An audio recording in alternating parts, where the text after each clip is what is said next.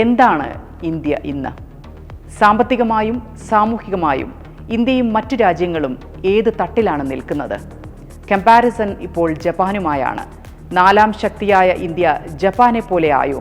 ഇന്ത്യയുടെ 10-1 വലിപ്പമേ ജപ്പാനുള്ളൂ. ഇന്ത്യയിലുള്ളതിനേക്കാൾ 10-1 ജനങ്ങളെ ജപ്പാനിലുള്ളൂ. ജപ്പാൻ മെച്ചുറായ എക്കോണമിയാണ് പതിറ്റാണ്ടുകളായി. ഇന്ത്യൻ ഭരണ നേതൃത്വം അങ്ങനെ സ്ട്രാറ്റജിക്കായി ചിന്തിക്കാൻ തുടങ്ങിയിട്ട് കുറച്ച് വർഷങ്ങളെ ആയിട്ടുള്ളൂ. അഴിമതിയും സ്വജനപക്ഷപാതവും ഇന്ത്യയിൽ കൊടികുത്തി വാണിരുന്ന 1980-90 കാലഘട്ടങ്ങളിൽ വിജയിക്കാനും വളരാനും നിശബ്ദമായി പണിയെടുത്തവരാണ് ജപ്പാൻകാർ.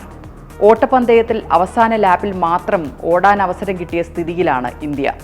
ഈ അവസാന ലാപ്പിൽ മാത്രം ഓടിയിട്ട് 4ാം സ്ഥാനത്തുണ്ടായിരുന്ന ജപ്പാനെ ഓടിപ്പിന്തള്ളി മുന്നോട്ട് കുതിക്കുകയാണ് ഇന്ത്യ.